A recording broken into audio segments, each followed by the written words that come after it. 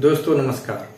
सबसे पहले आप लोग इस वीडियो को थोड़ा सा देखिए, उसके बाद फिर हम आगे बात करते हैं। वन कैंडिडेट वन रिजल्ट पर चर्चा मैंने किया, मैंने डोमिसाइल पर चर्चा किया, मैंने आपको सप्लीमेंट्री रिजल्ट पर चर्चा किया।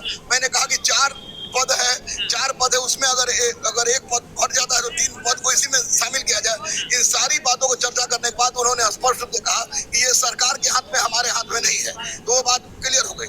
लेकिन उन्होंने domicile one candidate one result और एज रिलैक्सेशन ये सरकार के हाथ, आयोग के हाथ में नहीं है। और दिव्यांग तथा महिलाओं से संबंधित जो बिहार की है, जिनको आरक्षण है, उनमें उन्होंने स्पष्ट रूप से वादा किया है कि बाहर के दिव्यांग और बाहर के आरक्षित महिलाओं को बिहार में रिजर्वेशन नहीं दिया जाएगा। उन्होंने जनरल कैटेगरी में रखा जाएगा, जनरल कैटेगरी में रखा जाएगा। अच्छा। और सबसे महत्वपूर्ण बात उन्होंने कहा कि 15 नवंबर को बापू सभागार या उसी तरह के एक बड़े हॉल में 5000 से अधिक बच्चों के साथ, सारे शिक्षकों के साथ हम लोग चर्चा करेंगे। हमने रिक्वेस्ट किया कि सर आप ट्वीट नहीं करेंगे, आप समय समय पर रूबरू होते रहे लड़कों से, लड़कों की समस्या दूर हो जाए। 5 नवंबर के बाद 15 नवंबर के बाद 15 नवंबर को फिक्स है, छात्रों से संवाद बीपीएससी करें, बीपीएससी चेयरमैन भी शामिल होंगे, चेयरमैन ही मुख्य रूप से उसको संबोधित करेगा। अच्छा सर, वेरिफिकेशन प्रोसेस में बदलाव को लेकर के छात्र बहुत दिनों से मांग कर रहे हैं, क्या इस मीटिंग का सकारात्मक रिजल्ट कुछ रहा?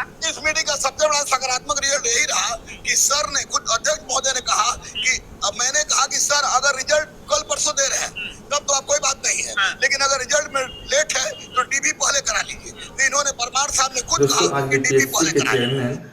साहब ने आज शिक्षकों का एक मीटिंग बुलाया था। जो शिक्षक लोग बीपीएससी के अभ्यर्थियों को पढ़ाते हैं, उन शिक्षकों का आज मीटिंग बुलाया गया था और मीटिंग में तमाम मुद्दों पे जो है बातें हुई और उन तमाम मुद्दों का आपने सुना भी होगा। गुरु रहमान सर जो बीपीएससी के चेयरमैन के साथ मीटिंग के बाद जब ऑफिस से बाहर निकले तो एक यूट्यूबर के द्वारा उनका इंटरव्यू किया गया वहीं पे, तो उन्होंने उन सभी बातों को विस्तार से बताया भी। आप लोग भी सुने ही होंगे और समझे भी होंगे और उन्हीं में से कुछ पॉइंट जो है हम यहाँ पे लिखे, इस पर चर्चा कर देने कि उन्होंने आखिर क्या बोला है।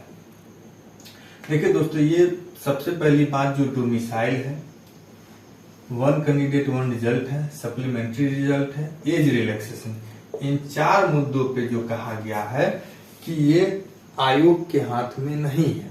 इस पे अगर कुछ भी फैसला अगर लेना है तो ये सरकार के स्तर से फैसला लिया जाएगा, क्योंकि domicile, one candidate one result, supplementary result, age relaxation ये आयोग नहीं दे सकता। ये सरकार के स्तर से, सरकार के निर्णय के माध्यम से, शिक्षा विभाग के माध्यम से इन चीजों पे फैसला लिया जा सकता है। उसके बाद अदर स्टेट के जो कैंडिडेट हैं उस पर भी चर्चा हुई।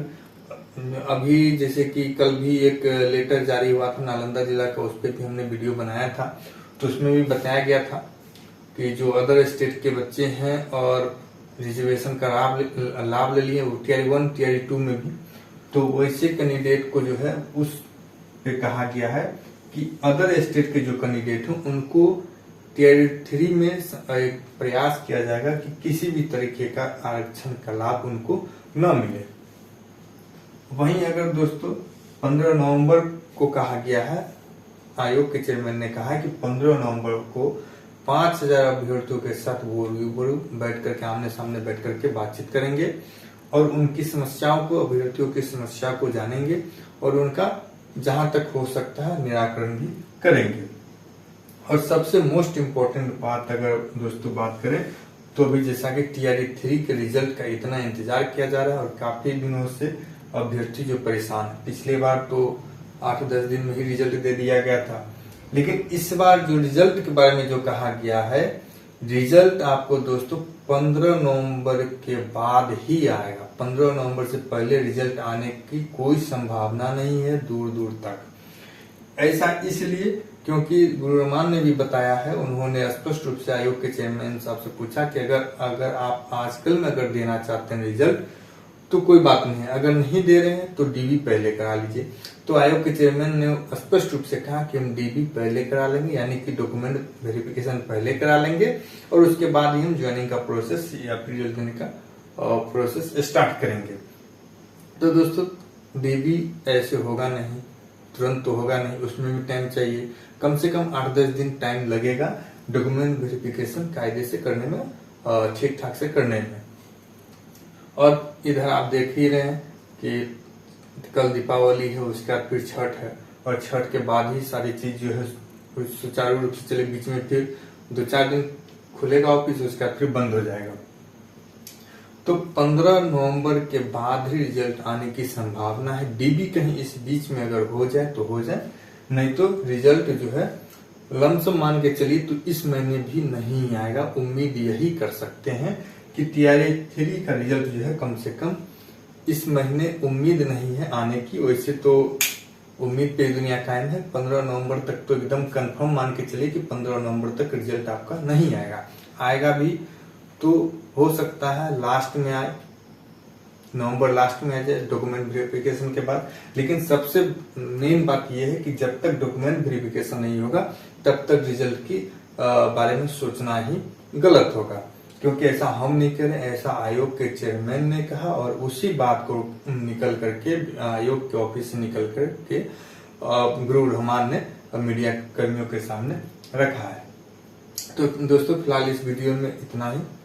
उम्मीद करते हैं वीडियो आपको पसंद आया होगा। लाइक कर दीजिएगा और चैनल पे नए हैं तो सब्सक्राइब कर लीजिएगा। Thank you.